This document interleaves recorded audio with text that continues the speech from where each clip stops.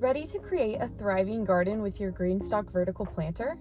Let's walk through 2 simple ways we recommend stacking. First up, you can choose to fill and plant each tier before stacking them. Lay out each tier, add lightweight potting soil or mix, plant your favorite crops, and make sure everything's set up just how you like it. Once that's done, start with the bottom, add a gray disc, making sure it's clean, and stack each tier accordingly. This method is what we do most of the time here at GreenStalk, but if you prefer to build it up as you go, try planting 1 tier at a time.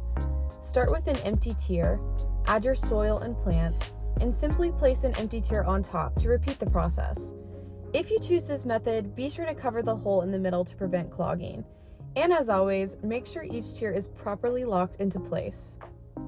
Both methods work great, and it's all about what feels easiest for you. Whether you like to finish each tier before stacking or prefer to build it up slowly, your GreenStalk will give you beautiful, healthy plants all season long. Happy gardening!